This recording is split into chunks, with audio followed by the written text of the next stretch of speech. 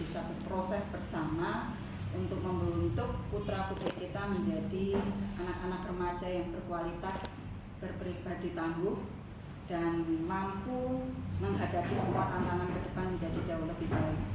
Karena saat ini, kondisi saat ini, kita menjadi warning terhadap remaja, karena remaja saat ini memang banyak mengalami yang namanya kesehatan mental yang menjadikan satu PR buat kita, buat saya mungkin juga sebagai orang tua, sebagai ibu, dan juga pendampingnya anak-anak, psikolog anak-anak juga, dan juga PR juga buat ayah dan bunda supaya mental anak-anak kita bisa terselamatkan. Oke, nah di sini bunda-bunda harus bisa memahami dulu apa sih sebenarnya perbedaan antara keinginan dan kebutuhan. Kenapa judulnya nggak memenuhi atau memahami keinginan anak?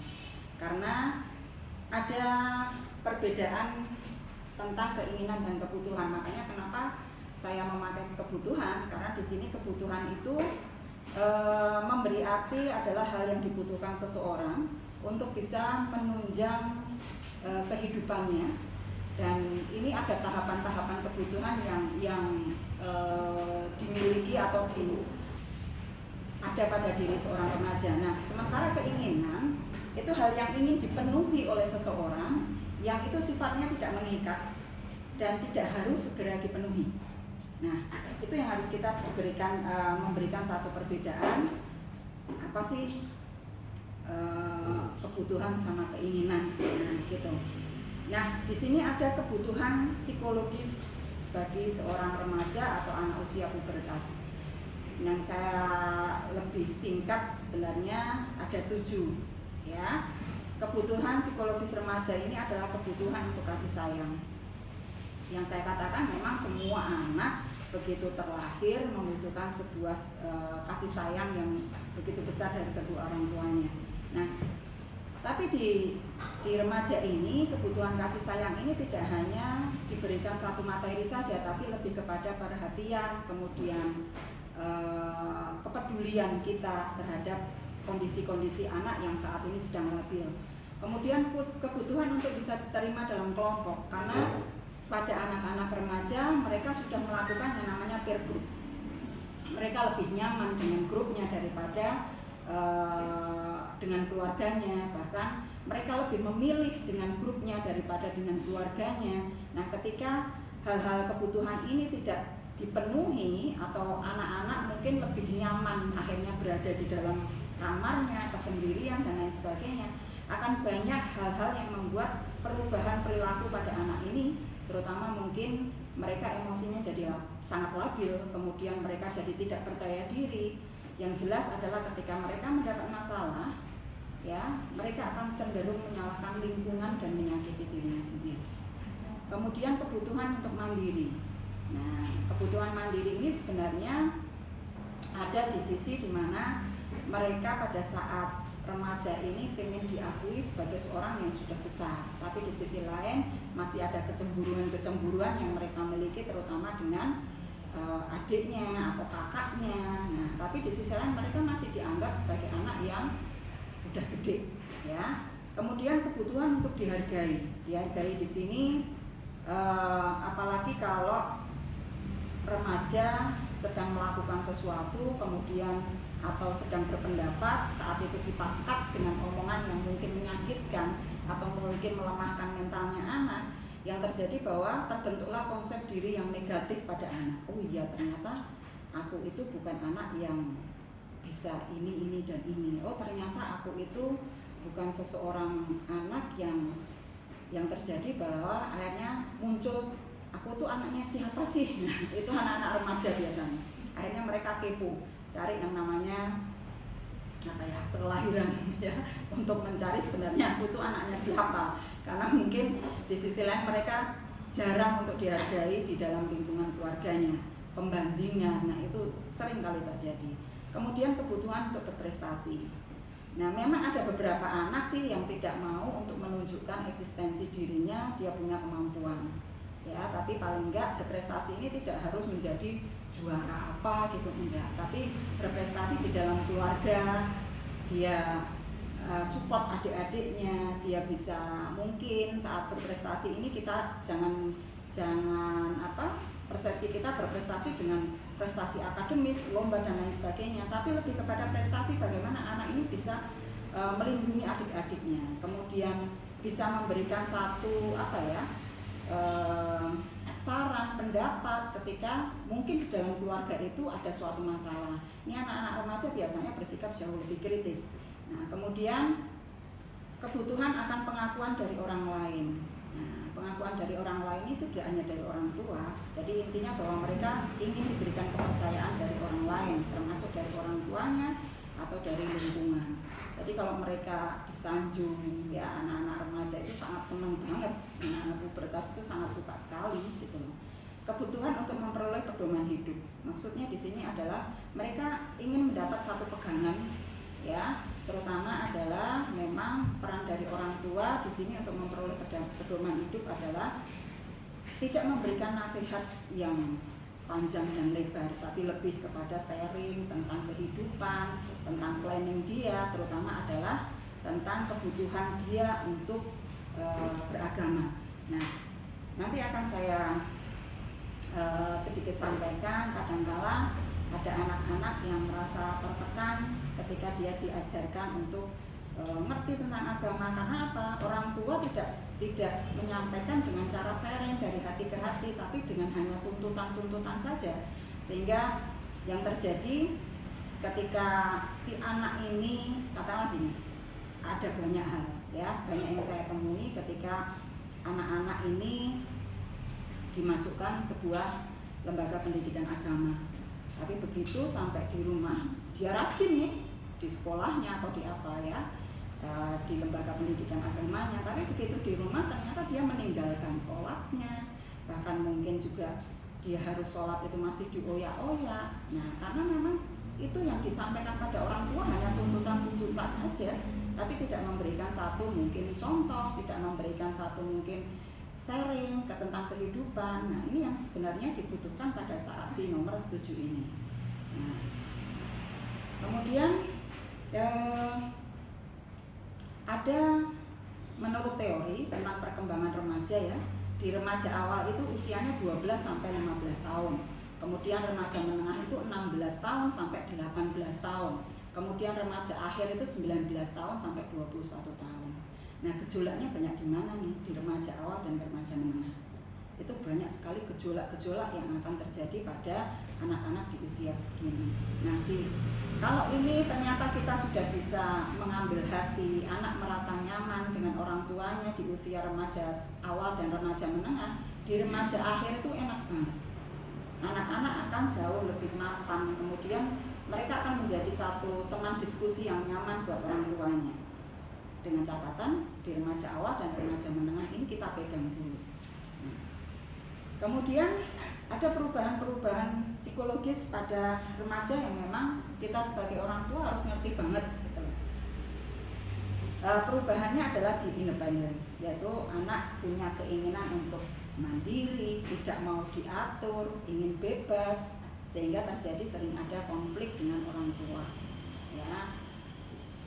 Mainnya kadang terlalu kebangetan, main keluar, pengen bebas, tidak mau diatur. Ini memang pada kondisi-kondisi yang memang ada perubahan independence pada diri si anak. Kemudian sexuality, mulai anak mempunyai ketertarikan lawan jenis dan mulai ada dorongan seksualnya itu sudah mulai ada. Nah,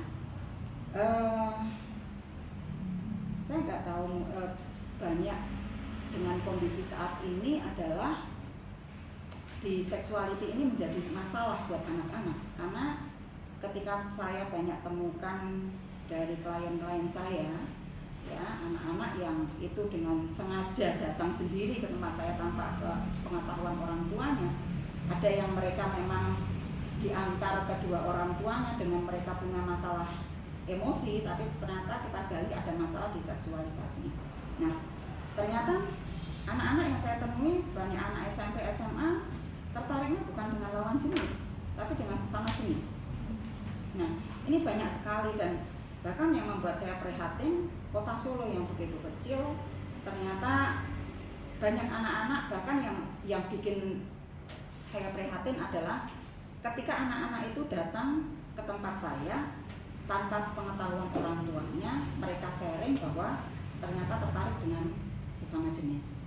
Nah, ternyata jadi psikolog itu berat.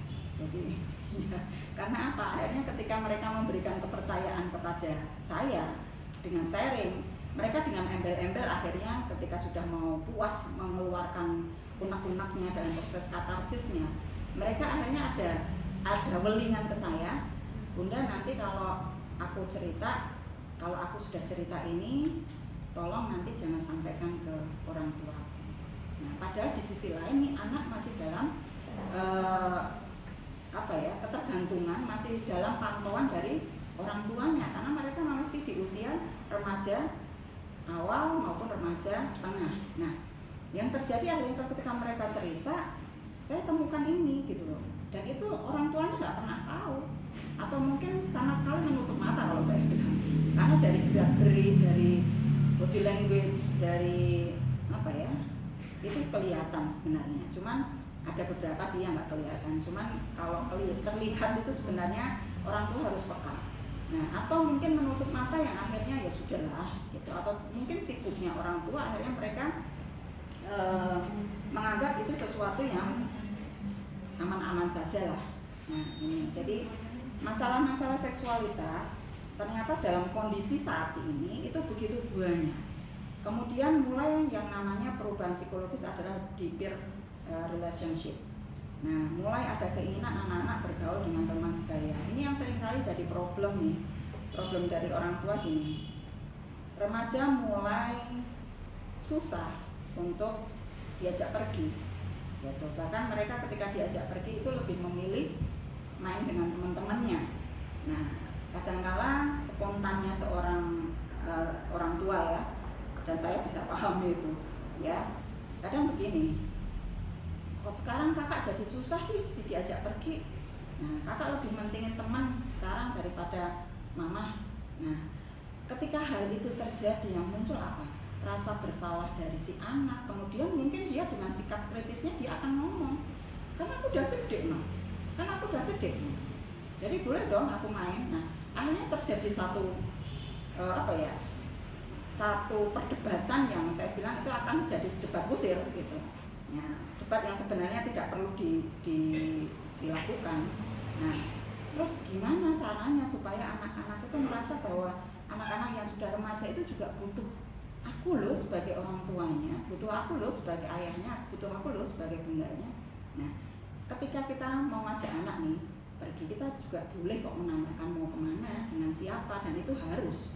Nah, kemudian ketika anak ini ternyata diajak pergi sudah nggak mau, dan itu sering bahkan hampir tidak mau diajak pergi, kita sampaikan begini saja, kakak sekarang sudah gede ya, sudah sering main sama teman-temannya, kakak kira-kira merasa kangen nggak sih pergi bareng sama mama sama papa, atau bunda sama ayah, atau umi sama aki? Nah, kita tanyakan begitu. Karena apa? Dengan kita menanyakan begitu, kita nggak doktrin anak bahwa anak ini ternyata udah lepas dari kita, atau mungkin anak sudah istilahnya merasa orang tuanya ditinggalin nih. Nah, gitu. Tapi ketika kita menanyakan ini, itu pertanyaan yang terbuka yang membuat anak akhirnya berpikir, oh iya ya, ternyata aku udah lama loh nggak pergi sama ayah sama bundaku. Nah, akhirnya mungkin nanti makin lama, oh ya udah aku nggak usah pergi, atau minggu depan aja ya. Nah, itu akan jauh lebih nyaman buat seorang anak. Ya, kemudian ada perubahan body image, yaitu perubahan fisik. Makanya mulai ketika anak-anak sudah mengalami pubertas itu mandinya lama banget, dandannya lama banget. Karena apa? Mengamati bentuk tubuhnya sendiri.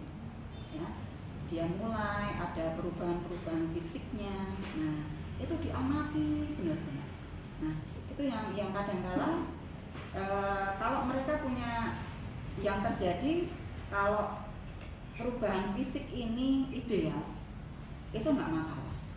Tapi ketika perubahan fisik ini akhirnya menjadikan dia merasa bahwa dia tidak yakin, tidak percaya diri, karena mungkin kok badannya semakin gendut nih, kok jerawatku semakin banyak nih, dia akan merasa bahwa dirinya itu secara perubahan fisik, body image-nya jadi jelek gitu. Nah, yang terjadi akhirnya dia merasa tidak percaya diri, kemudian menarik diri dari lingkungan, kemudian belum lagi kalau dia dapat pembulian tentang fisik dari teman-temannya atau dari lingkungan atau bahkan dari keluarganya sendiri, itu sangat menyakitkan buat seorang anak. Jadi ketika ada seperti ini, memang sebisa mungkin kita mencoba untuk membantu anak dalam memberikan satu keyakinan bahwa segala pandangan positif tidak hanya dilihat dari bentuk tubuh. Itu yang kita harus banyak sharing dengan anak-anak, terutama pada usia pubertas. Nah, kemudian usia remaja adalah usia yang kritis. Nah, dari sini kita perlu adanya satu pengawasan yang ketat, ya, untuk kondisi sekarang. Saya bilang kondisi sekarang itu kan kondisi di mana media sosial itu menjadi sesuatu yang kehidupan anak, ya. Anak remaja sekarang nggak ada media sosial itu kayaknya jadi bisa ya. Nah, ini perlu pengawasan yang ketat, tapi diusahakan orang tuanya tetap cool. Cool itu gimana? Salah satunya adalah tetap pantau di sosial media, jadilah teman. Nggak perlu yang namanya pakai nama inisial atau nama alias kalau mau jadi teman di media sosial, ya. Nah, terus kemudian ketika nanti bunda-bunda menemukan di media sosialnya, entah di Instagram, entah di Facebooknya, anak ini mungkin mengatakan sesuatu yang agak kasar, bahasa kotor, kemudian juga mungkin anak ini melakukan hal yang mungkin berselfie yang buat kita itu nggak begitu nyaman banget. Jangan langsung berkomentar di media sosial, ya. Nah, kadang-kala jari ini rasanya gatel banget pengen balesin. Kok gitu sih? Gitu. Nah, komentarnya ternyata tuh dilihat dengan semua teman-temannya. Nah, yang kita harapkan bahwa kita mencoba untuk yang cool tadi loh. Cool itu maksudnya ya kita jaga dulu, kita nggak berkomentar di media sosial. Kemudian akhirnya kita bahas nanti di dalam rumah, supaya kita kenapa sih dia melakukan itu. Nah, cuman sekali lagi bahwa kita tidak bisa mendoktrin anak sudah punya dunianya sendiri pada saat dia usia pubertas. Kemudian intinya begini, Bunda, bahwa ketika kita mau membangun suatu kelekatan pada anak supaya anak pubertas ini, anak remaja ini bisa dekat sama aku, bisa menjadikan aku tuh sebagai teman untuk curhatnya dia, menjadikan aku itu sebagai teman yang sehingga ada satu kedekatan. Nah, pengennya lekat gitu. Cuman kalau ini dimulai dari pada saat remaja, kita memang butuh proses yang saya bilang tidak bisa sebentar. Nah, seharusnya kelekatan itu dimulai dari sejak usia kecil. Jadi sejak usia dini, di mana dengan kita melakukan suatu kelekatan pada anak sehingga si anak ini merasa bahwa dia butuh orang tuanya, nggak bisa langsung kita mencoba untuk pada saat remaja kita mencoba pulang dari sini coba yang selama ini aku nggak dekat dengan anak, aku tak coba deketin anak. Itu butuh waktu yang tidak bisa sebentar. Jadi kelekatan itu sekali lagi dibangun dari sejak kecil supaya apa? Anak-anak bisa lebih terbuka dengan orang tuanya dan merasa lebih nyaman dengan orang tuanya. Kemudian pada usia pubertas ini atau usia remaja ini, anak itu mulai gengsi untuk mengakui bahwa mereka butuh orang tua. Gitu. Jadi kalau dulu usia-usia yang masih belum akil balik ya, dia mungkin menyatakan rasa sayangnya itu sambil meluk, aku sayang banget sama mama. Nah, misalnya begitu. Tapi sekarang setelah dia remaja, punya peer group-nya, mungkin masih ada sih beberapa anak ya. Itu biasanya dia akan mulai menjauh dan dia tidak akan menunjukkan itu. Terutama mungkin buat anak laki-laki.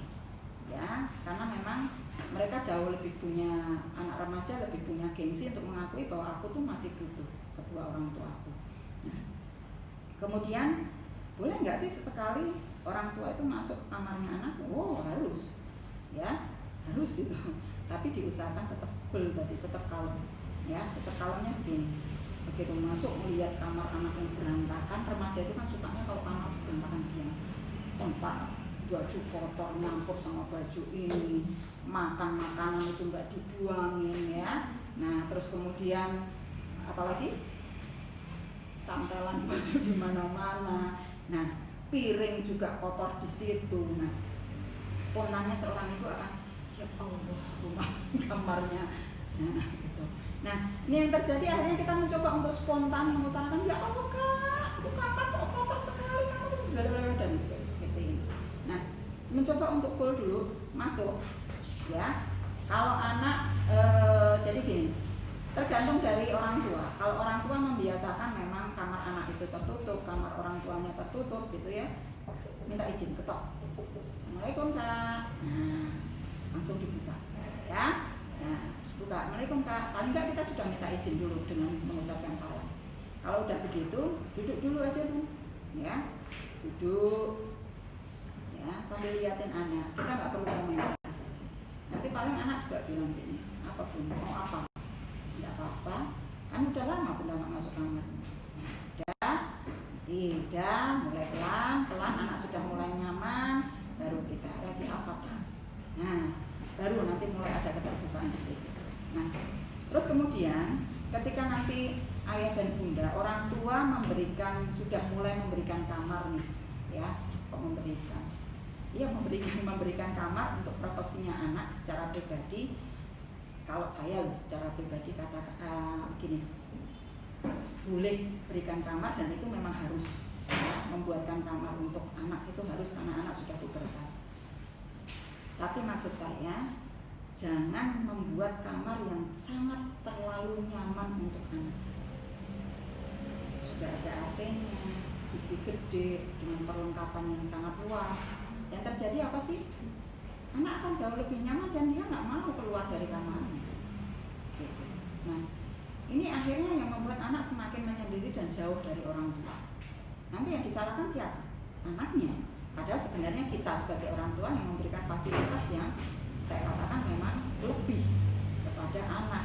Karena nggak perlu keluar rumah, itu sudah nggak perlu keluar dari kamar, itu sudah tersedia. Belum lagi mungkin di situ ada kulkas guna.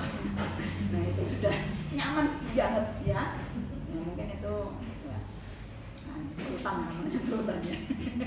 Nah itu jadi kalau saya berikan privasi anak di kamar, cuma jangan berikan fasilitas yang berlebihan. Nah, karena gini, di usia yang tadi remaja awal tadi, di usia 12 sampai 15 tahun ya, anak itu kan lagi senang-senangnya mengamati bentuk tubuhnya sendiri. Nah yang kita khawatirkan akhirnya yang terjadi bahwa ketika dia terlalu lama di kamar, nah namanya anak namanya suka mencoba-coba, segala sesuatu tuh bakal dicoba karena mereka penasarannya tinggi.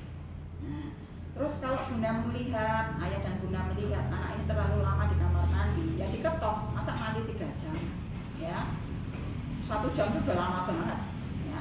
Nah kan kalau mandi sudah apa mandinya itu ya, kenapa lama-lama gitu. Misalnya 15 menit nih, 30 menit lah, lama banget sih. Nah, diketok aja lagi apa kak? Biarkan semua aktivitasnya anak ketika di kamar mandi. Nah itu tugasnya dari orang tua. Karena anak kalau terlalu lama nanti anak mencoba sendiri apa yang dalam imajinasinya. Oke. Terus ada mungkin orang tua akan bertanya gini, kenapa sih anak remaja saya itu kok semakin kesini setelah dia akil balik, setelah dia menstruasi, setelah dia mimpi basah, anak-anak saya tuh jadi sikapnya suka memberontak. Itu keluhan dari orang tua sebenarnya. Nah, ada beberapa hal pun. Kenapa anak pada usia remaja itu sudah memberontak? Memberontaknya mungkin tidak fisik ya, tapi mungkin ucapan semakin ngeyel dikasih tahu ya. Itu ada beberapa hal yang dialami oleh anak. Yang pertama adalah jelas anak punya gejolak pencarian jati diri. Siapa aku? Kemudian aku itu seperti apa? Nah, dia nyari identitas dirinya. Nah, kemudian Dia mencari konsep tentang hidupnya itu seperti apa. Dia pengen tahu, aku tuh sebenarnya apa sih yang aku inginkan, orang tuaku apa sih. Nah, kadang ya itu tadi yang saya bilang, banyak remaja-remaja yang akhirnya kepo, ya. Kemudian konsep tentang hidup ini yang seringkali akhirnya menjadi dia pengen tahu dengan segala hal. Kemudian hormon seksualitasnya mulai berproduksi lebih dari usia sebelumnya, itu juga pengaruh dari hormon. Kemudian masa peralihan ini membuat anak menjadi lebih kritis dan berpikir secara logis. Kadang-kala ketika kita melakukan apa, dikritisi, pun jelek pakai itu, pun masa ini begini sih. Nah itu buat kita yang mungkin tidak terbiasa dengan kritikan anak, apalagi mungkin anaknya sangat ekstrovert banget, punya kemampuan kecerdasan secara verbalitas, ini kelihatan sekali. Nah ini yang kita harus pahami, kenapa sikap memberontaknya anak semakin gede. Semakin gedenya karena kita nanggapi dengan berlebihan. Nah, karena memang masanya anak sedang melalui itu, terutama di usia tadi, remaja awal dan remaja tengah. Nah, kemudian yang terjadi ketika sikap memberontak ini, otomatis ketika kita nggak paham, kita mungkin akan menjadi sering marah, bahkan sering memarahi anak. Terus dampaknya apa sih Bun kalau kita sering marahin anak gitu? Dampak tidak hanya buat anak-anak yang usia dini tapi juga remaja. Ya, secara fisik, ya kerja otak anak itu terhambat karena hormon kortisol yang keluar akan memutuskan neuron-neuron yang ada di dalam otak, sehingga contoh ketika dia belajar semakin susah, konsentrasinya semakin jelek, jadi lambat belajar. Nah, materi pembelajaran semakin tidak bisa diterima, kemudian jadi apa ya? Bingung. Bingung kalau saya bilang. Jadi disuruh A, ternyata dia melakukan B. Nah, ini kan buat orang tua semakin marah. Padahal kalau kita mau flashback, bisa jadi ini adalah faktor efek dari fisik kita sering memarahi anak. Akhirnya apa? Memutus tadi neuron-neuron yang ada di dalam saraf yang membuat akhirnya dia tidak bisa konsentrasi. Nah, kemudian kalau secara psikologis apa? Jelas anak jadi kurang percaya diri, menjadi peragu, kemudian jadi agresif, kemudian suka bohong. Semakin anak akan semakin suka bohong, ya. Semakin kita akan mengatakan kakak itu semakin gede semakin suka bohong. Nah bisa jadi karena itu tadi. Nah kemudian takut melakukan kesalahan. Jadi kalau disuruh gitu, kalau orang Jawa bilang jadi gregeli. Gregeli bahasa Indonesia-nya apa? Tremor ya. Pegang apa-apa jadi brak. Nah otomatis dari orang tua akan semakin marah gitu loh. Nah kemudian padahal ini kita harus tahu nih, kenapa kok bisa jadi seperti ini setelah dia remaja. Bisa jadi memang kita melakukan hal-hal seperti ini. Kemudian agresif. Nah, jangan salah, anak-anak sekarang itu jauh lebih rentan. Saya bilang tadi kesehatan mental. Anak-anak sekarang itu jauh lebih rentan terhadap yang namanya gangguan psikologis atau sakit-sakit psikologis. Ya, nah sakit psikis. Nah, kalau tidak percaya, tanya ke mungkin nggak usah ke saya, ke psikolog lain atau mungkin ke psikiater. Banyak sekarang kondisi-kondisi anak sekarang yang dia mengalami yang namanya gangguan psikologis, banyak sekali. Ya. Nah, bahkan saking pinternya anak, saking kritisnya anak, ketika dia sudah mulai merasa sering nangis sendiri, bergejolak sendiri. Kemudian ini yang saya temui kalau saya ngisi motivasi buat anak-anak remaja. Banyak yang tanya begini, Bun, kayaknya aku itu bipolar disorder. Nah, padahal waktu saya tanya sudah ke psikolog? Belum. Sudah ke psikiater? Belum. Kamu tahu dari mana? Browsing Bun. Ternyata cirinya sama kayak aku. Nah, saking keponya mereka, saking dia pinternya anak-anak sekarang, dia berselancar di dunia maya mencari penyakit-penyakit. Dan mungkin kalau sekarang dibilang sakit demam, sakit demam berdarah ya, sakit yang biasa gitu nggak keren kali ya. Jadi kerennya kalau dia bilang kenapa lama nggak masuk, aku tuh bipolar. Kayaknya keren banget. Terus kemudian ada juga dia bertanya, Bun, aku itu panic attack Bun. Saya juga kagetnya, tahu dari mana? Kamu sudah ke ahlinya belum? Aku depresi Bun.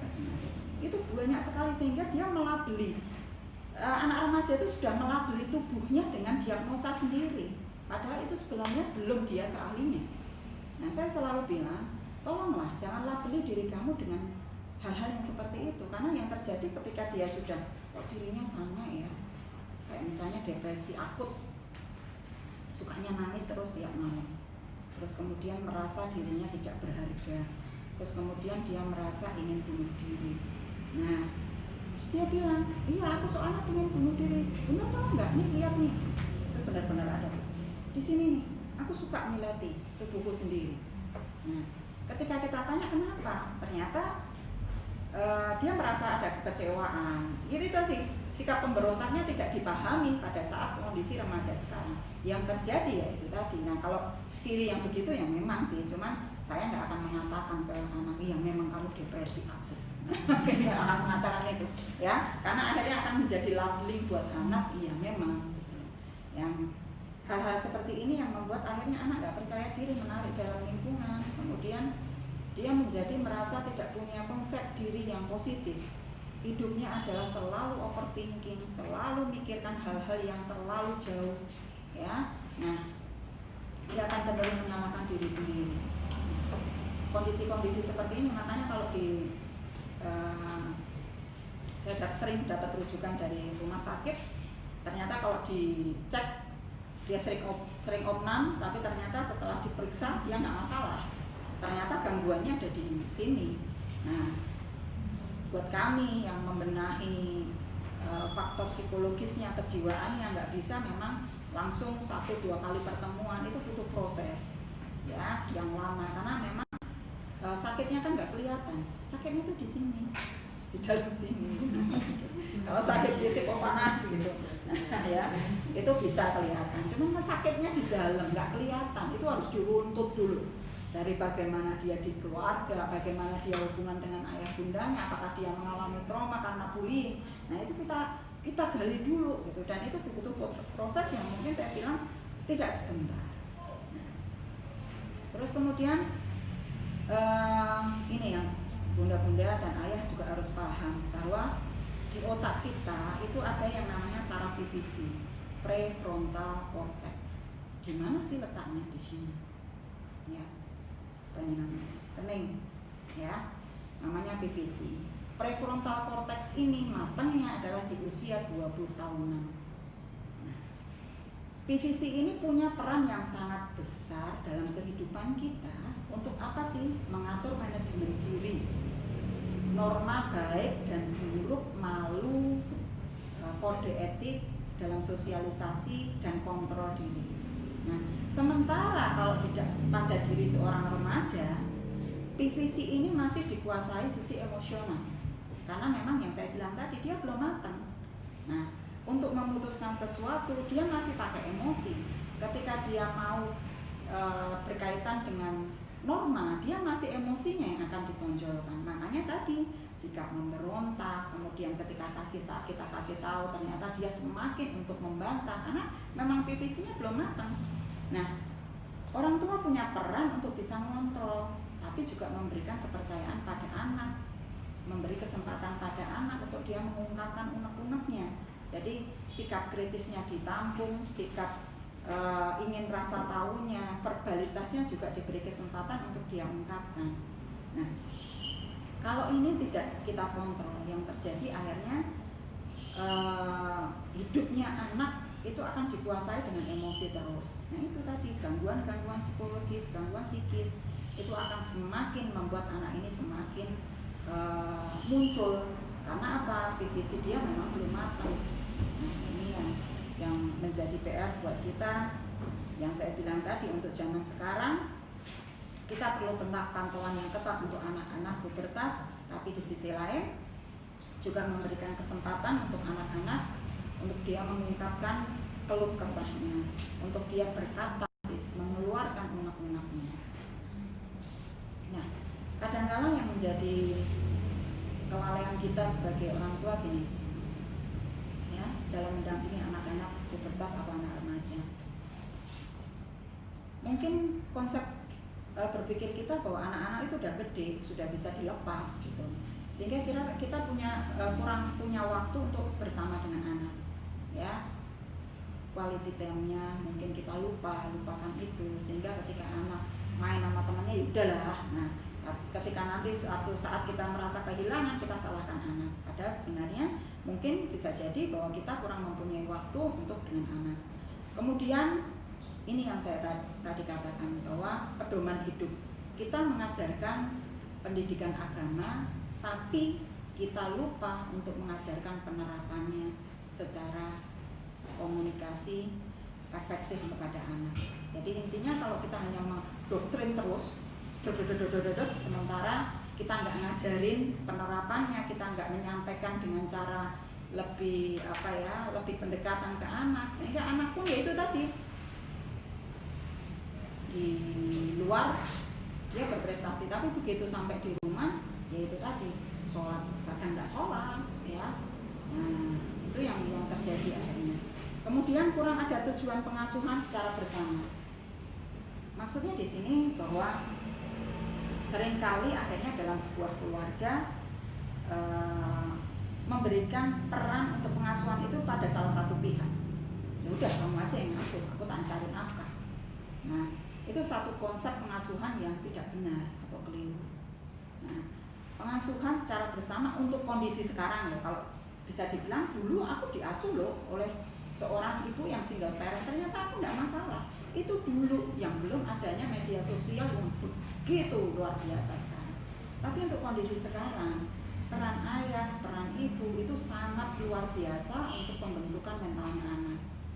Nah, jadi ada saatnya memang memberikan kesempatan kepada anak untuk dia dekat dengan ayahnya. Nah, begitu juga sebaliknya, dekat dengan ibunya. Nah, bukan malah kemudian mumpung ada eyang nih, mumpung ada pengasuhnya, udah mabruk sama eyang sama pengasuhnya. Sementara mungkin me time-nya diambil alih sepenuhnya sama bapak ibunya, hanya berdua. Nah, itu yang saya bilang akhirnya si anak ini akan kehilangan figur ayah dan ibunya dalam kehidupan dia. Kemudian kelalaian orang tua, nah gaptek, ya. Kita nggak pernah punya yang namanya yaitu media sosial. Kita hanya punya bisa SMS talk, ya. Itu sementara anak sudah berselancar kemana-mana, ya. Bahkan anak kecil yang mungkin dia dia sudah paham banget dengan yang namanya HP. Nah, sementara kalau kita hanya berkutat dengan sudah berhenti sampai situ saja, sementara kita nggak mencoba untuk kepo itu tadi, kepo tapi dengan yang santun dan cool, kita akan kehilangan terus. Bahkan ketika kita nggak paham apa sih game yang dimainkan oleh anak, nah ternyata di situ banyak pornografinya. Sekali lagi, ya, sasaran pornografi itu pada di usia anak-anak, ya, terutama pada anak laki-laki. Nah, sekali lagi PVC itu belum matang pada anak remaja. Sekali anak nonton pornografi, dia akan ketagihan terus. Kita lihat game sekarang itu banyak pornografinya. Kita harus ngerti game apa sih yang dimainkan anak. Nah, itu. Kemudian memberikan fasilitas kadang tanpa komunikasi, ini yang salah. Ayah bunda ketika memberikan HP, fasilitas gawenya tanpa komunikasi dulu dengan anak-anak, tanpa kita sampaikan maksudnya apa, terus intinya apa, terus kemudian apa sih hal-hal yang harus menjadi kesepakatan kita dengan HP-nya. Ini enggak, jadi cuma diberikan nih karena kamu daring ya, nih tak belikan HP, udah ya. Nah, tanpa kita melakukan komunikasi, ini anak senang-senang aja gitu loh, karena tidak ada komunikasi perjanjian sebelumnya. Nah, yang terjadi akhirnya anak apa? Dia akan berselancar karena merasa bahwa dirinya itu ini punya aku kok, itu hakku gitu loh. Sementara kalau kita melakukannya dengan komunikasi, kesepakatan, anak punya rambu-rambu yang tidak boleh dilakukan. Ini kesalahan kadang dari orang tua.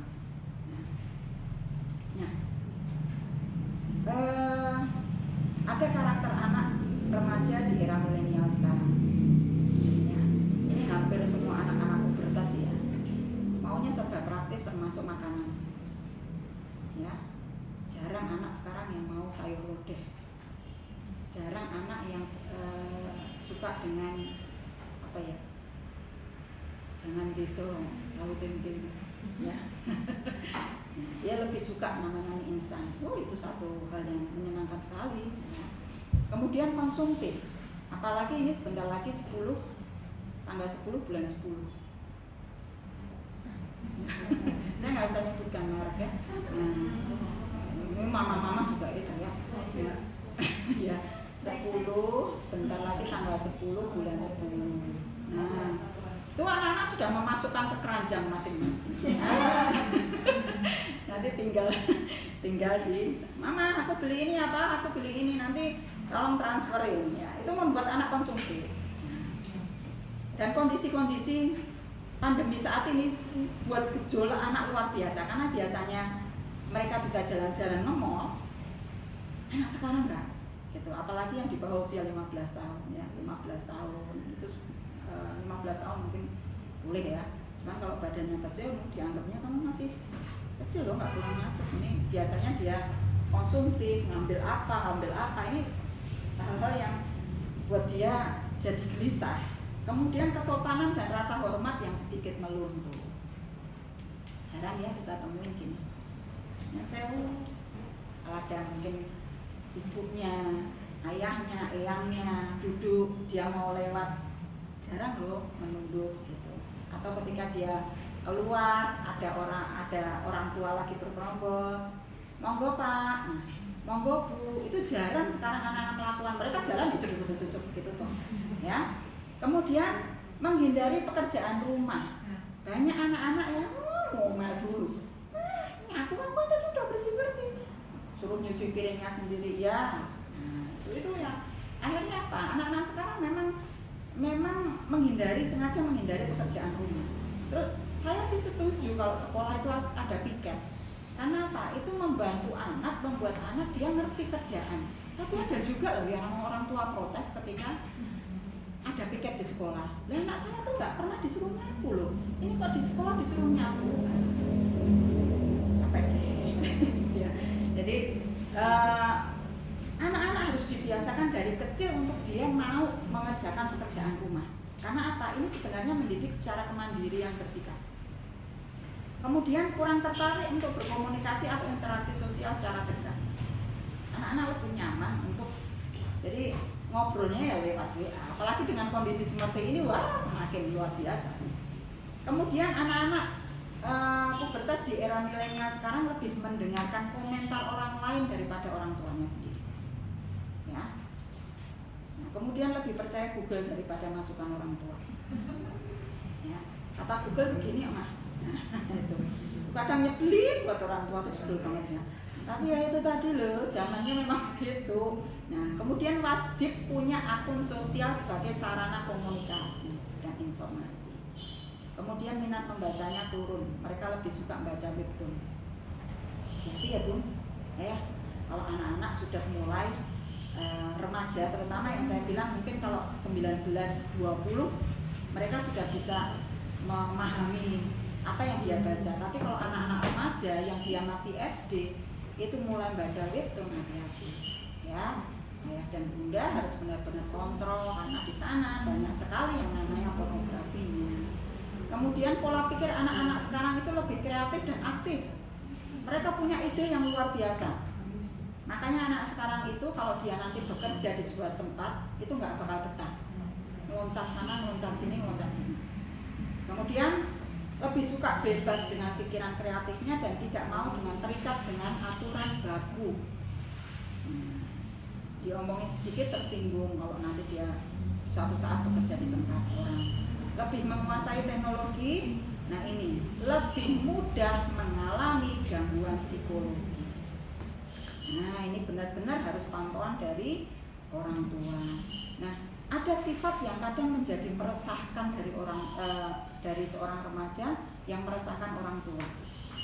Jadi gini, maunya serba praktis langsung jadi. Itu kadang meresahkan karena apa? Anak jadinya nggak mau dengan proses, pengennya cepet-cepet. Tapi secara tidak disadari kadang-kala kita ketika kecil, anak lagi mau beres-beres, cepet toh, kok lama banget sih. Nah, itu konsep itu kita sudah tanamkan, cepet dan cepet. Nah, kemudian konsumtif tadi, itu meresahkan.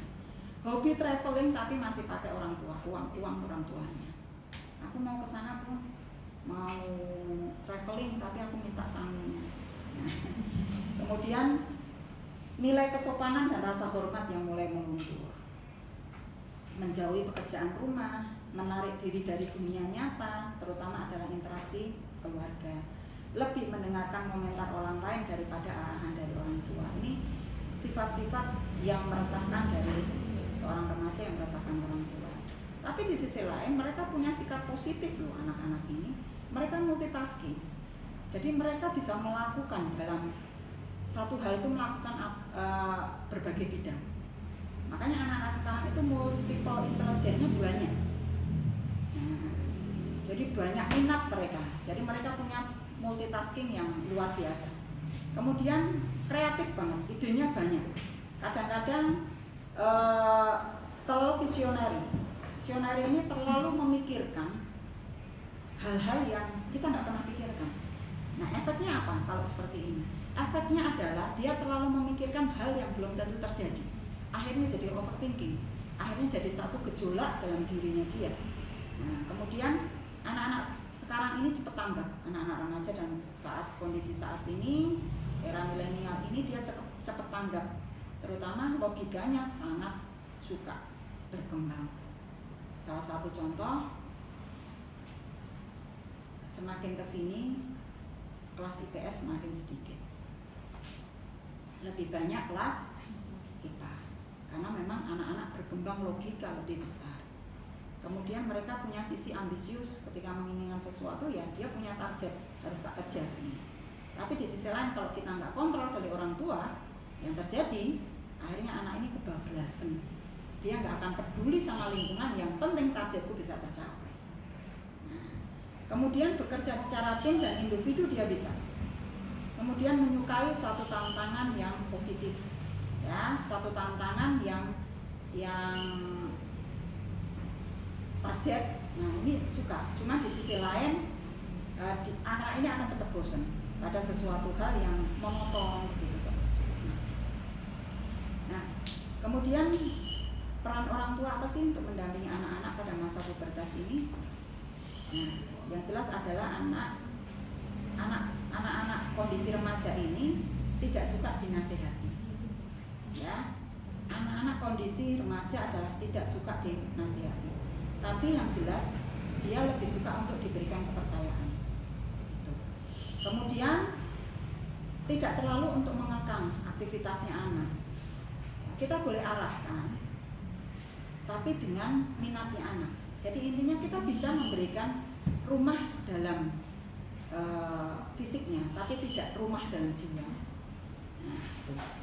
Kemudian orang tua harus membiasakan untuk terbuka dengan anak. Dari kita dulu untuk bisa terbuka. Kemudian memberikan satu kepercayaan pada anak, meminimalkan kepo, tapi tetap dipantau. Membangun yang namanya quality time dengan keluarga dan anak. Kemudian nih nomor 6-7 ini kadang-kala ini dianggap sepele, tapi itu tugas yang sangat besar dari orang tua. Menjadikan anak bahagia berada di rumah. Kadang-kala kita anggap sepele itu dan anggap angin lalu. Padahal di sini adalah kuncinya, bahwa tugas orang tua adalah menjadikan anak bagaimana dia merasa bahagia di rumah. Kemudian tugas orang tua itu menjadi sangat penting karena apa? Mengantarkan anak remaja menuju masa dewasa. Jadi tuturi hendaknya kita berada di belakang tapi tetap dipantau. Tugas yang paling, yang saya bilang mungkin dalam apa ya, tulisan mungkin ringan, tapi ternyata ini berat, 6 dan 7 ini. Ya. Nah, saya sampai jam berapa Mbak? Nyampaikan materi 10. Materinya sampai setengah 11. Tanya jawab apa? Nah, nanti ayah dan bunda, terutama bunda yang bisa menyaksikan saat ini di sini, ini ada hal-hal yang bisa dilakukan orang remaja menjadi pribadi yang tangguh, yang kita harapkan dia kuat menghadapi tantangan ke depan. Nah, ini juga peran dari orang tua, ya, dipantau, dibimbing, diingatkan, ya. Yang kita harapkan anak-anak ini adalah mampu untuk mengendalikan hidupnya. Mengendalikan hidupnya itu apa? Mengendalikan masalah yang dia alami dan juga mengendalikan emosi. Jadi sebenarnya kalau anak remaja itu mengalami tantrum, sebenarnya tantrum itu hal yang lumrah sih untuk semua orang gitu loh. Dia menangis itu juga termasuk tantrum. Cuman kalau tantrumnya itu berlebihan, dia nangis berteriak-teriak, menyakiti dirinya sendiri, kemudian membanting barang secara berlebihan, itu yang kita harus kendalikan hidupnya. Nah, kemudian bantu anak untuk lebih fleksibel dalam mensikapi sebuah perubahan. Karena di sisi lain anak remaja itu agak perfeksionis juga. Jadi kalau dia pengennya A, ya pengennya A gitu loh. Jadi kita harus ajarkan bahwa di hidup itu kita harus punya plan A, plan B, plan C. Nah, itu tekankan pada anak dengan cara berdiskusi. Kamu plannya A-nya apa, plan B-nya apa, plan C-nya apa. Kemudian dalam hal untuk berdiskusi bersama anak, kita harus masukkan ini, anak mau belajar dari kesalahan. Kadang-kala kalau anak tidak diajarkan untuk belajar dari kesalahan, dia akan menyalahkan lingkungan, menyalahkan permasalahan, dan menyalahkan dirinya sendiri. Nah, ini yang membuat anak-anak jadi cepat depresi. Kemudian ajarkan anak untuk berani bermimpi. Nah, ini akan sangat bagus kalau ini didukung dengan peran dari seorang ayah untuk dia membantu untuk membuat mimpi-mimpinya atau membuat sebuah tulisan mimpi-mimpinya yang ada di imajinasinya anak untuk diwujudkan suatu saat nanti. Karena ini perlu peran dari kedua belah pihak, terutama dari ayah. Karena kadang-kala kalau mimpinya terlalu masa sih, gitu. Kadang-kadang masa sih, gitu. Tapi kalau ayah mungkin akan bisa mendampingi secara logika dia dalam berpikir, ya. Kemudian menerima keadaan dirinya, baik itu fisik maupun mentalnya itu secara positif. Jadi kita kasih motivasi, sugesti terus bahwa gak apa-apa kamu bodinya begini, gak apa-apa mukamu lagi jerawatan, memang iya, masih ada obat, masih kamu bisa kontrol makanan. Kita mulai ajarkan kepada anak. Kemudian bantu anak untuk bisa melakukan atau bersikap asertif. Asertif itu begini, kalau kamu gak suka, untuk misalnya kamu disuruh sama temanmu, disuruh melakukan ini sama temanmu, tapi itu berlawanan dengan kata hatimu, kamu harus ngomong. Nah, ini tujuannya untuk apa? Supaya anak tidak merasa tertekan dengan dirinya sendiri, kemudian anak akan menjadikan anak ini menjadi lebih kuat dan dia akan bukan menjadi korban dalam hal bullying.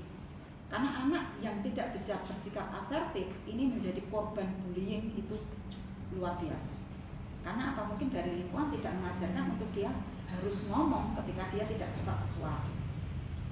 Kemudian anak-anak kita mencoba untuk kita ajarin untuk tidak terlalu membandingkan terhadap dirinya terhadap orang lain. Nah, ini dimulai dari siapa? Dari ayah ibunya. Kita nggak boleh bandingin, terutama adalah pembandingan dengan keluarga, dengan anggota keluarga atau saudaranya. Itu hal yang sangat menyakitkan untuk seorang anak. Kemudian olahraga dan mengembangkan bakat.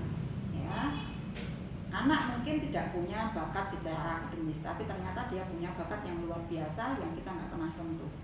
Ya, nah itu. Kemudian istirahat yang cukup. Nah, siklus hidupnya anak di masa pandemi ini berubah. Ya, tidur yang biasanya jam 9, jam 10 sudah tidur, dia jam 12, jam 1 baru tidur. Karena apa? Kontrol dari orang tua yang membiarkan anaknya masih bermain dengan gawainya, masih bermain dengan HP-nya. Nah, ini kembali ke siapa? Masa sih pun kalau anak remaja masih kita larang? Harus gitu, karena memang biar apa? Siklus hidupnya tidak seperti kalong sekarang. Hidupnya jadi seperti kalong, baru tidur dia setelah sholat subuh. Nah itu yang sekarang semuanya kembali kontrol pada orang tua. Terus kemudian orang tua harus waspada dengan yang namanya self harm. Self harm ini adalah bentuk pengalihan rasa sakit dalam tanda kutip.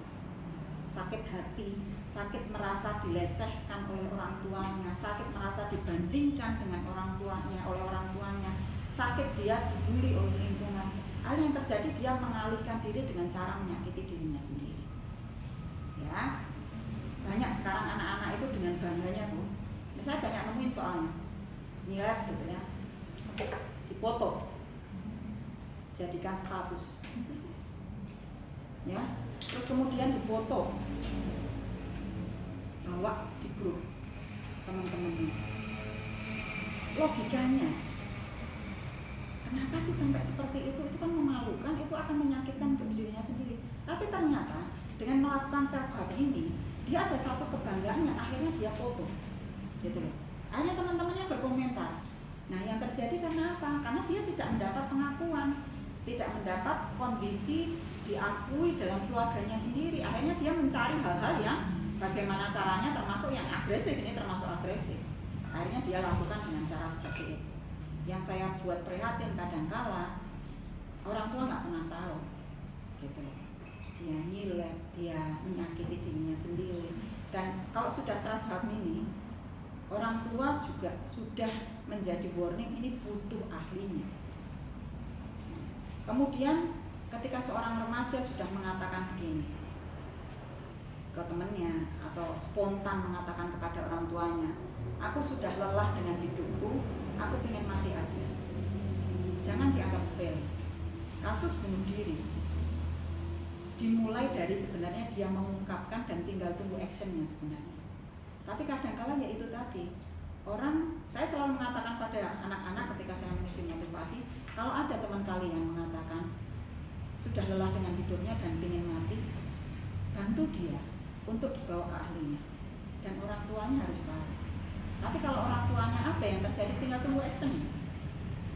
Ya, banyak kasus kan, akhirnya terjun ke lantai berapa, ya. Nah itu ternyata memang dia sendiri sudah mungkin terlalu overthinking, terlalu visionary dalam hidupnya, terlalu berlebihan mensikapi hidupnya, kebutuhan emosinya tidak terpenuhi oleh kedua orang tuanya. Ini yang membuat akhirnya anak-anak mengalami self harm ini, kemudian dia akhirnya melakukan actionnya dengan bunuh diri.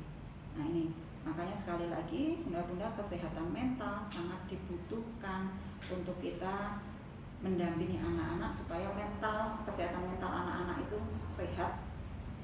Nah, terutama untuk remaja pubertas, kita harapkan mereka tetap dalam dekapan kita. Dekapan kita bukan berarti terus nggak boleh kemana-mana, tapi kita harapkan anak-anak itu butuh kita, gitu. Jadi alhamdulillah kalau ada anak-anak remaja yang masih suka nguyel-nguyel, gitu. Alhamdulillah kalau ada anak remaja yang ketika kita mau pergi aja ke warung depan, bunda mau kemana? Aku ikut ya. Nah, itu alhamdulillah sekali loh, harus disyukuri, gitu. Nah, alhamdulillahnya anak saya masih seperti itu yang saya. Mau kemana mah? Mau gitu, mau ikut. Saya malah tawarin dia. Nah, itu. Jadi kita harus memberikan support yang ke diri kita sendiri, dan kita jangan ngapain sih kamu udah gede loh. Nah, padahal seperti tadi mereka masih butuh untuk kebutuhan fisiknya untuk dihargai. Salah satunya adalah didekat, kemudian dihargai.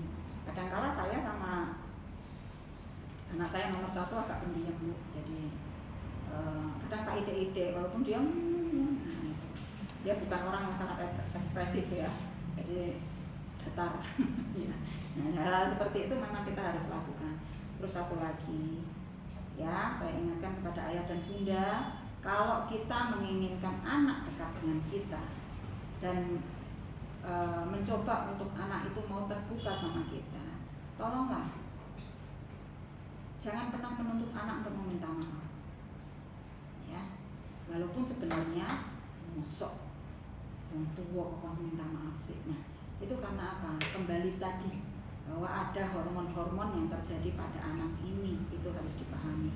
Nah, kemudian walaupun gengsi kita itu besar, ya, kita mencoba untuk sampaikan aja, mama minta maaf ya, bunda minta maaf, umi minta maaf, udah gitu aja. Itu yang membuat akhirnya pintu emosi anak yang merasa tersakiti itu akan terbuka sedikit demi sedikit. Akhirnya dia menyadari bahwa ternyata aku memang butuh orang tua, terutama adalah ibuku.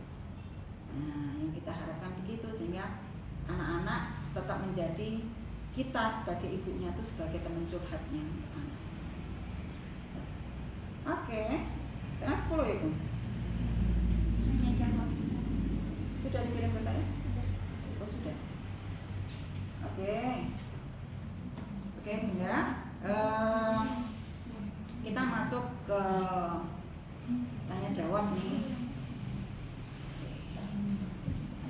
Antisipasi apa yang harus dilakukan anak kalau merasa jenuh tapi orang tua tanya apa sebabnya, anak nggak tahu.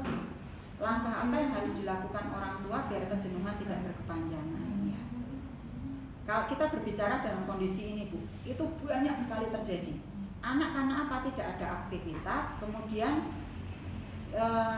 pada usia segini itu tadi bahwa dia lagi melakukan playgroup-nya, ya kelompoknya, tapi ternyata terbatasi dengan adanya pandemi, sehingga anak mengalami titik kejenuhan yang luar biasa dan dia sendiri nggak tahu sebenarnya apa. Nah, yang perlu dilakukan orang tua adalah kita nggak boleh untuk menuntut anak, mosok kamu nggak ngerti. Nah, kita sampaikan pelan-pelan, mungkin ajak anak keluar, tidak harus ke tempat wisata ya, jalan pagi sambil kita ngobrol ya, sambil kita ngobrol, tapi ngobrolnya mungkin diajak keluar pun, karena memang titik kejenuhan anak dan anak nggak ngerti. Karena dengan kondisi seperti ini anak memang dalam kondisi yang kita aja merasakan yang luar biasa, apalagi seorang anak yang dia secara kebutuhan sosialisasinya sangat tinggi. Nah ini yang terus apa yang biar kejenuhan tidak berkepanjangan. Nah, suruh anak sering curhat Bu. Kalau anak tertutup, dia suruh mungkin bisa nulis caranya. Jadi mengeluarkan unek-uneknya dengan katarsis tadi, dengan cara bisa nulis dengan apa yang dia keluhkan, gambar juga bisa. Nah kemudian sesekali kita ajak untuk quality time berdua. Kalau anak laki-laki mungkin lebih banyak ke ayahnya, kalau anak perempuan mungkin ke ibunya. Kita ajak keluar sambil kita ngobrol, duduk sebentar, mungkin jalan aja ke kompleks, keluar dari rumah, kita ajak ngobrol dari hati ke hati gitu. Sebenarnya intinya gini sih Bu, mengajak anak ngobrol, terutama mungkin di remaja awal ya, itu akan sangat terbantu dengan cara kita penuhi, kita kenyangin perutnya itu dengan makanan yang dia suka ya. Jangan ngajak ngobrol anak dalam keadaan dia lapar gitu. Nah, osmosis jiwa ya. Nah, kita aja kalau diajak ngobrol dalam keadaan lapar kita ya. Nah, perlu diingat juga, jangan memberikan nasihat dulu pada anak, karena intinya anak tidak perlu nasihat, tapi anak ingin didengarkan dan diberikan kepercayaan. Kemudian untuk masalah kesopanan, biasanya mulai usia berapa ya mulai kita tanamkan? Ada tipsnya enggak? Mulai dari kecil kita ajarin nih, dari anak masih kecil sudah bisa 3 tahun gitu ya, kita ajarin, kakak, adik nanti kalau ada ini kita ajarin ya.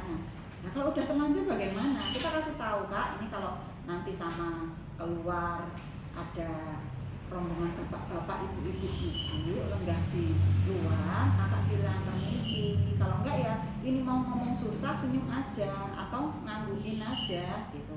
Kita ngobrol mungkin sambil dengan intonasi yang lebih menyenangkan. Jadi jangan, Kak kamu tuh kok tadi malu-maluin mama kok kamu itu.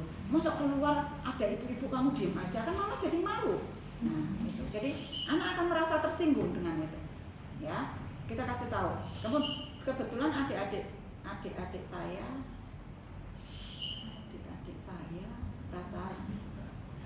ratanya sedang di usia pubertas.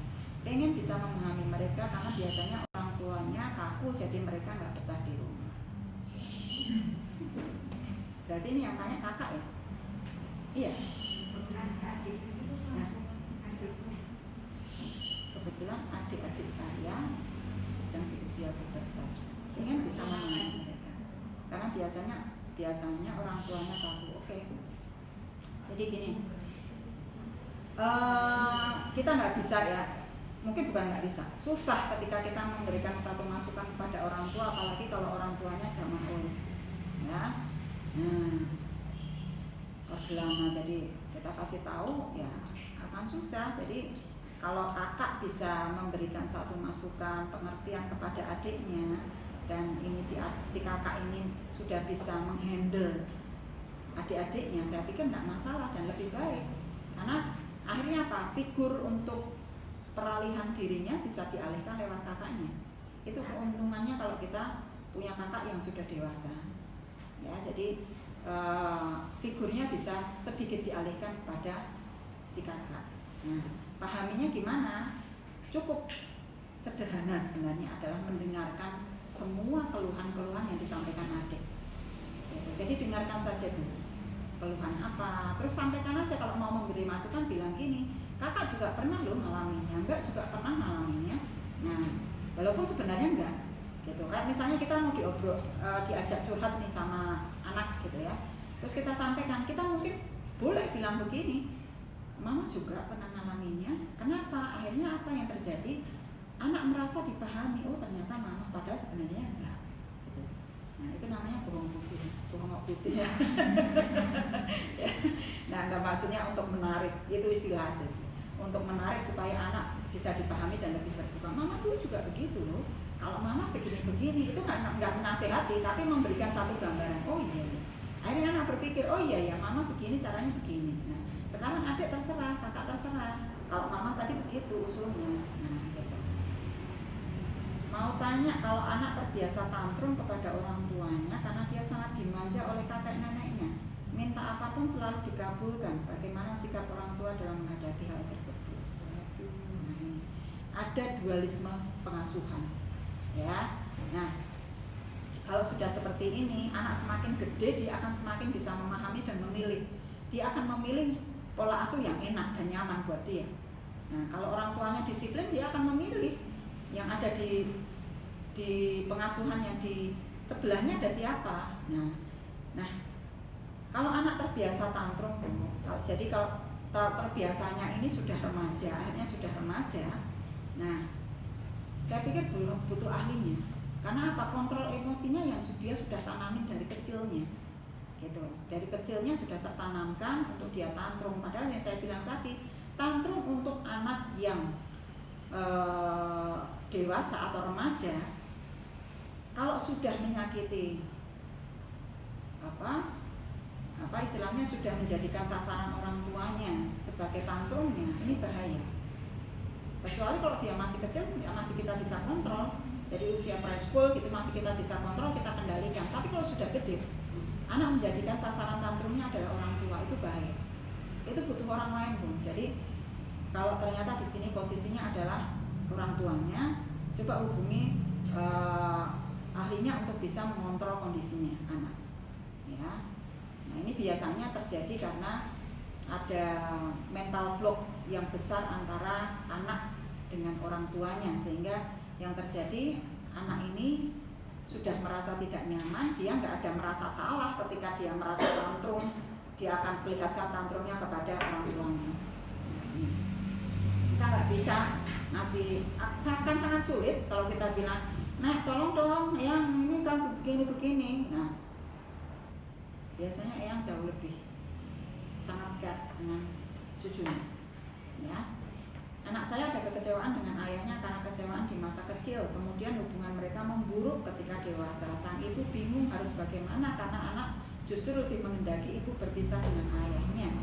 Bagaimana mendamaikan supaya keluarga kembali bersatu? Oke. Yang harus diawali adalah ayahnya yang harus minta maaf secara terus-menerus kepada anaknya. Jangan pernah menuntut anaknya yang akan menghilangkan kekecewaan terhadap ayahnya. Karena kekecewaan seorang anak itu jauh lebih luar biasa. Katakanlah begini, wong saya yang tersakiti loh sebagai seorang istri, kok anaknya sampai sekarang nggak bisa hilang. Nah, sakit hatinya seorang anak itu jauh lebih luar biasa dari ibu.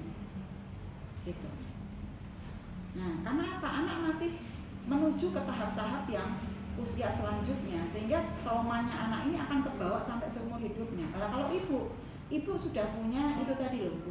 Jadi kalau ini terjadi pada saat dia kecil dan pada saat dia remaja, yang saya katakan PVC anak ini, prefrontal cortex anak ini belum matang, sehingga kecewaan itu benar-benar diingat yang luar biasa kepada anak. Tapi kalau seorang ibu kok sakit hatinya, dia bisa memaafkan loh, karena ibu pada saat mengalami peristiwa itu PVC-nya sudah tumbuh dan sudah matang, sehingga kontrol untuk diri, kontrol emosionalnya sudah matang. Jadi apa yang harus dilakukan? Kalau ibu memang sudah memaafkan kondisinya, kondisi ayah, dan ibu tidak ingin, jangan justru akhirnya ya sudahlah dengan anak akhirnya ya sudah tak nurutin aja. Nah, yang terjadi adalah sekarang ayahnya yang harus banyak masuk, ya, turunkan gengsinya seorang ayah, gitu, turunkan gengsi seorang ayah dan dalam tanda kutip pedoman diri bahwa ayah itu harus dihormati, bahwa ayah itu harus disegani. Enggak, peristiwa ini beda soalnya. Nah, kemudian namanya anak saya pertama usia 15 tahun, anak kedua 12 tahun. Mereka berdua sering bercanda dan akhirnya kebablasan jadi saling mengejek. Akibatnya si adik marah, mutung, kadang sampai nangis. Kalau sudah seperti itu biasanya saya membela adiknya, menyalahkan si kakak, walaupun saya juga sering bilang sama si adik untuk jangan terlalu sensi. Tapi ternyata si kakak nggak suka, katanya lah saya lebih membela si adik dan selalu menyalahkan si kakak. Ini problem universal. Jadi problem yang sering dialami oleh ibu dan ayah itu begini, spontan mesti akan membela yang kecil, ya. Nah, dulu saya pernah menyampaikan waktu di materi pertama ya, di parenting pertama, bahwa ketika seorang adik dan kakak berantem, ya, diusahakan kita jangan melakukan reaksi spontan.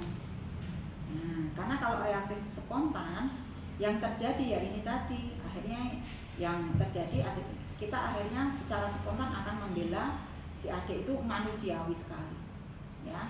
Jadi itu wajar Bu. Jadi mungkin tidak hanya ibu yang melakukan, saya pun kadang juga melakukan itu. Nah, tapi coba untuk tunda dulu, kita nggak ikut campur dalam aktivitas anak, kecuali kalau anak ini sudah pakai senjata, ya, pakai alat bantu, ya, pukul-pukulan dan lain sebagainya, kita baru bereaksi, ya. Tapi kalau masih hanya verbalitas, kita pikir positif aja. Oh iya, ini menjadikan anak akan jauh lebih, verbalitasnya, logikanya lebih bisa terasah dengan cara ngeyel tadi, ngeyel berdua. Itu jadi kita memberikan waktu aja kepada diri anak dan si adik. Nah, kalau sudah begitu gimana?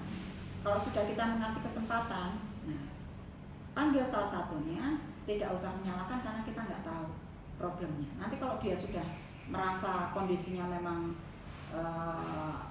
karena kalau kita selalu mengalahkan si kakak, yang terjadi adalah dia akan berpikir gara-gara adik lahir aku jadi tidak punya perhatian terhadap ayah dan ibu, tidak diperhatikan oleh ayah dan ibuku gara-gara adiknya, sehingga kecemburuannya akan semakin besar. Kemudian dia akan membuat satu jembatan yang panjang, hubungan dia jadi tidak baik nantinya, ya. Jadi reaksi spontannya agak dikurangi. Kemudian kita boleh tanyakan setelah reda, dalam kondisi reda kita dudukkan bareng, kita tanya tadi kenapa sih maksudnya begini-begini. Oh enggak, tambah ngeyel lagi. Oh enggak, tadi si kakak yang mulai, adiknya yang mulai. Ya udah, satu-satu, kasih kesempatan untuk anak ngomong satu-satu. Ini salah satunya apa? Menunda anak untuk mau mendengarkan, karena posisi mendengarkan itu jauh lebih sulit daripada kita ngomong. Termasuk kita jadi teman curhatnya anak tuh kadang sudah kemerungsung sendiri, ya. Ini ditunda dulu untuk anak mendengarkan dulu keluh kesahnya si adik dan si kakak, ya. Jadi membiasakan untuk anak mendengarkan. Bagaimana cara bikin anak bisa berkata jujur, apa yang harus diperbaiki sama orang tua ke anaknya? Meminimalkan kata-kata yang kamu bohong toh, ayo bohong mesti ya. Nah, itu kata negatif, ya. Jadi kalau mau mengatakan anak dia mau jujur, ya, satu, ketika anak ngomong sudah biarkan dia ngeluarin dulu omongannya. Yang kedua, kita boleh tanya, jujur ya. Nah, beda kan Bu kalau kita ngomong bohong ya, nah, mama nggak suka loh kalau bohong. Nah, gitu. Jadi jujur ya, bener nih jujur ya. Nah, gitu. Jadi kita membiasakan untuk kita mendengarkan. Yang seperti tadi saya katakan di awal, bahwa mendengarkan itu jauh lebih sulit daripada kita ngomong. Contoh kalau saya ngomong begini Bu, yang mendengarkan juga susah karena kadang mulai ngantuk, ya. Saya bilang tadi mendengarkan itu jauh lebih sulit. Gitu. Anak saya laki-laki kelas 4 SD. Bagaimana mengatasi anak yang mainnya di jadwal? Bagaimana mengatasi anak yang mainnya di jadwal? Karena kadang dia sembunyi-sembunyi untuk main. Kalau ikut dia aturan mainnya bisa seharian mainnya. Oke. Bagaimana caranya biar tidak ada perang? Waduh. Udah benar Bun, main itu harus dijadwal. Ya, main harus dijadwal. Karena kalau enggak, anak akan kebablasan main Bu. Ya, dia tidak akan terbiasa dengan aturan yang baku. Terus nanti kalau dia sembunyi-sembunyi main, makanya kontrol. Gitu. Jadwalnya sekian dan itu ada kesepakatan. Kakak kalau main begini-begini ya. Gitu. Kakak main jam sekian. Ya, nanti masuk dulu istirahat. Nah, kondisi pandemi begini memang membuat anak ini jadi suka mainnya luar biasa. Ya, mainnya jadi luar biasa. Karena apa? Jenuh itu tadi. Nah, kalau kita tidak kreatif sekreatif mungkin, tidak memberikan ruang kepada anak, ya memang akhirnya anak menjadi tidak ada kontrol. Itu bahkan yang waktu itu saya kebetulan ada acara pengajian, terus saya pulang itu sekitar jam 11 malam sama suami di Cakruan itu. Cakruan itu pos kamling. Itu banyak anak-anak yang usia TK dan usia SD gini semuanya. Rambangan banyak gitu loh. Di sampingnya tuh hip. Wah, cocok banget. Saya cuma bilang, wah cocok ini ya. Jam 11 malam Bu, itu anak-anak masih berjajaran, ada sekitar 10 orang gitu. Saya cuma ngerus ya Allah ini ayah ibunya kemana? Lah mungkin jadi ikut nongkrong waktu dia itu ya. Jadi pas banget gitu, di sampingnya anak-anak es teh, ya, es kopi, sambil main begini buat. Ya. Itu saya bilang jangan salahkan pandeminya, salahkan bagaimana kita kurang bisa mengontrol dalam kondisi sekarang ini. Terus, jadi aturan untuk bermain itu sudah tepat, kasih aturannya. Jadi kembali kepada kontrol dari kita saja. Bagaimana kita bisa menjadikan anak-anak itu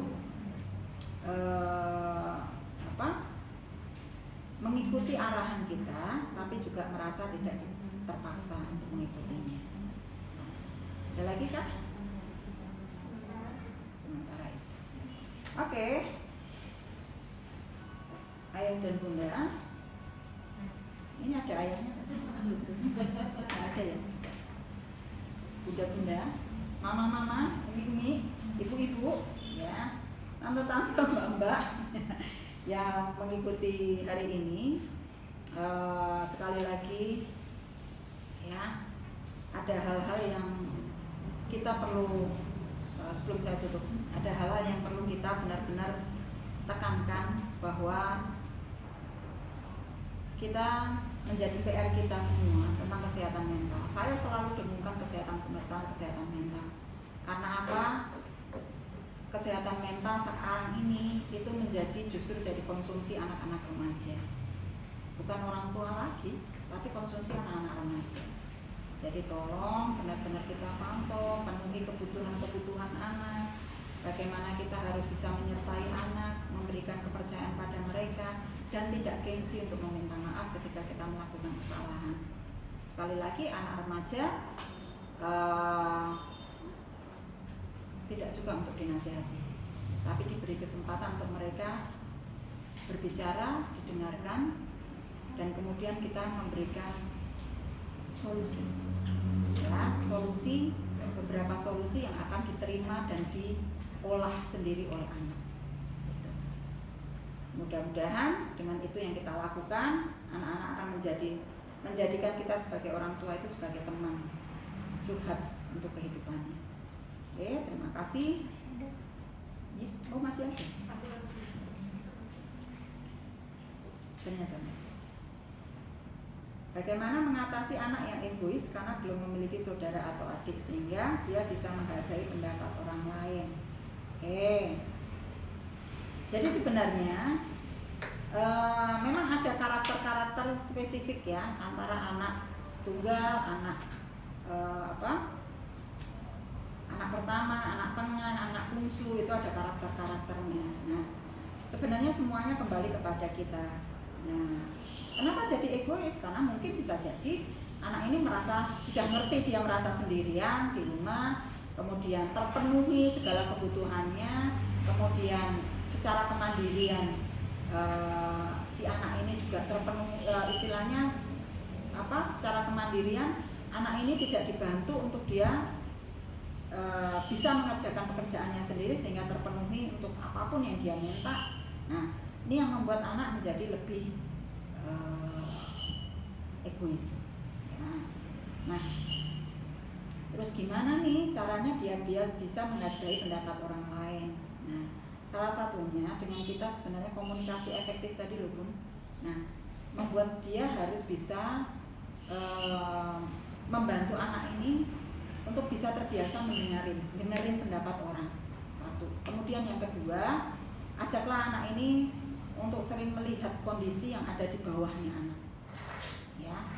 Nah, karena kalau dia selalu menganggap dirinya dalam posisi melihatnya adalah di lingkungannya sendiri atau melihat di atasnya, secara otomatis egonya pun akan semakin besar. Gitu. Mengajar dia berbagi dengan orang lain itu bisa meminimalkan kondisi-kondisi egoisnya anak. Kemudian kita bisa kasih masukan-masukan kok. Kalau kakak seperti ini, kira-kira apa sih yang akan dirasakan oleh lingkungannya? Gitu. Jadi lebih kepada problem solving. Misalnya dia menunjukkan sikap egois, tidak mau mendengarkan pendapat orang, misalnya gitu, ya, atau selalu minta dipenuhi misalnya. Nah, kita mencoba aja, Kak, coba kita ngobrol dari hati ke hati. Misalnya ada orang nih, ada anak yang sukanya selalu supaya orang lain tuh mengikuti pendapatnya. Nek menurut kakak gimana? Kalau menurut kakak gimana? Biarkan dia mengeluarin. Nah, dengan dia mengeluarkan, dia sudah punya solusi sendiri sebenarnya. Nah, ini akan diterima sendiri oleh anak. Beda ketika anak, Kak, harusnya kamu begini, nggak boleh egois dong, begini loh, harusnya nanti kamu nggak disukai begini loh. Nah, itu buat anak remaja dia akan membuat satu blok buat ini, enggak kok, aku nggak begitu. Karena apa? Itu tadi, dia nggak suka untuk dikasih, merasa direndahkan, merasa dinasihati, dia nggak suka. Ya, tuh. Kita mau tanya, kalau untuk kasus single parent bagaimana? Karena punya anak SD sementara ortu sudah berpisah sejak anak usia 2 tahun, karena pastinya harus ada peran sosok ayah yang bisa dihadirkan. Terus bagaimana si ibu yang selama ini merawat anaknya? Bapaknya tidak pernah hadir semenjak berpisah, bahkan sudah lepas tangan. Oke, Bu. Jadi gini, mungkin yang kemarin sudah pernah saya bahas, ya. Untuk kasus-kasus single parent atau yang ayahnya bekerja di luar kota, pulangnya 6 bulan sekali, atau setahun sekali, atau 2 tahun sekali, itu kita mencoba, kalau yang ini single parent karena berpisah, kita mencoba untuk menghadirkan sosok lain dalam kehidupan anak. Karena memang, apalagi kalau dia cowok, anak cowok butuh figur laki-laki, sangat butuh figur laki-laki, ya. Nah, anak cewek aja butuh, apalagi anak cowok.